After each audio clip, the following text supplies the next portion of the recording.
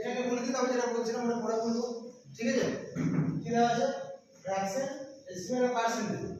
তাহলে fraction decimal আর percentage এই তিনটে বাদ দিয়ে আরো যেগুলো আছে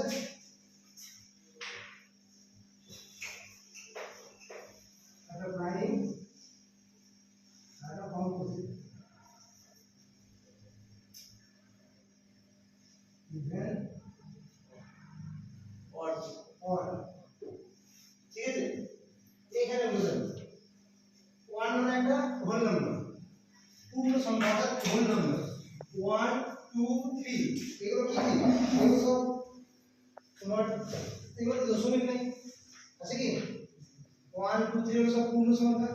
কিন্তু যখন এইটা আর এটার ভ্যালু কিন্তু সেম ভ্যালু না, কিন্তু এখানে যেহেতু ডেসিমাল নাম্বার আছে এটাকে বলা হয় দশমিক সংখ্যা বা ডেসিমাল নাম্বার।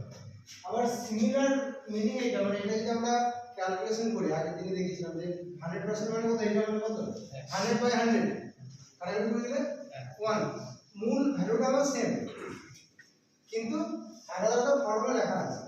এর বাইরে আরেকটা জিনিস আছে 1/1, এটা কি এটা ফ্র্যাকশন নাকি, এটা তো ভগ্নাংশ একটা, ভগ্নাংশ হলো দুই ভাগ, একটা লব একটা হর উপর নিচে করে, সেরকম প্রত্যেকটা নাম্বারকে আমরা বিভিন্ন রকম ভাগে ভাগে সাজিয়ে দেব।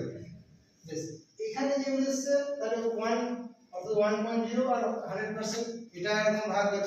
সেকেন্ড কি আছে এটা 1/3.33 আর 33.3%। হ্যাঁ,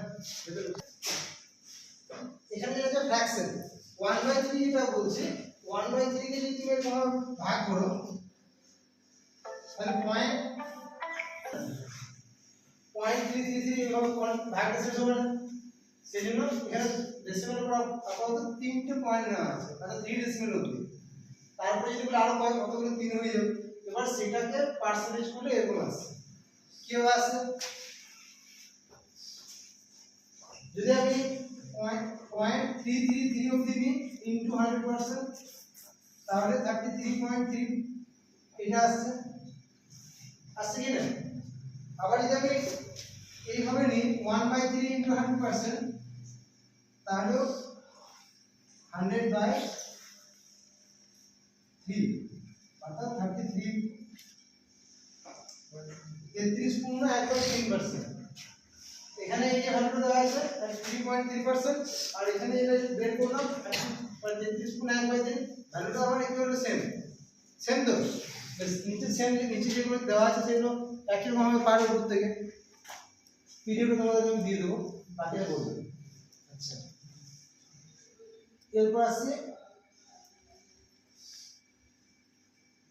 এখানে ডেসিমাল দেওয়া আছে, ডেসিমাল থেকে পার্সেন্টেজে কিভাবে কনভার্ট করতে হয়। ডেসিমাল